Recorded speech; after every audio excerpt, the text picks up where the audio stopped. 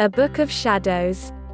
If you are practiced in the art of magic, then your own Book of Shadows spells are always a powerful source to draw from. It's also lovely to revisit your inspirations and discoveries from the past. If you are new to the art of spellcasting, then there are many books for beginners covering such topics as luck charms, healing, power rituals to increase personal power, beauty, love, and money rights, along with candle blessings. It is important to avoid any such topics as black magic, death and revenge, curses, voodoo, dark magic, love rituals, and anything manipulative whatsoever. Any person that offers these with intent to harm in any way should be avoided.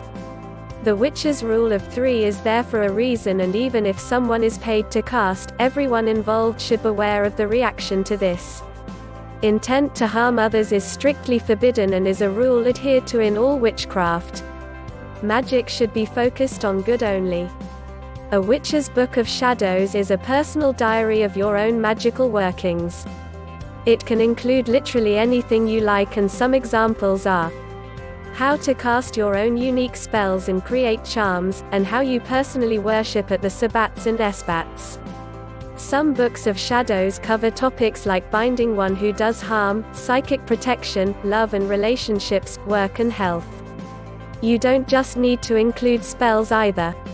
Create your own charm bags, what you put in them and why, recipes for incense and potions for example. There are many books on how to safely do this using ingredients that are gorgeous to work with, such as resins, wood such as pine and sandal, berries and dried flowers. Other exciting areas of magic to include in your book could be the energy of fire and how to use it for protection and power, white magic and traditional Wiccan rites. Again, there are many websites that can point you in the right direction. Protection rituals are very useful for protecting yourself on a journey, at work, or for protecting a friend. Beauty and love enchantments are always popular with friends. Money spells are obviously useful and have very measurable results too. Candles are lovely to work with as they come in so many different colors and shapes and sizes. Candle rituals are lovely to do on any phase of the moon and provide a warming setting for outdoor rituals. Ancient rites of practitioners that have walked the path before us are exciting to practice. Note the results in your Book of Shadows too. Create some short, easy spells too, which are handy for when you're feeling lazy or short of time.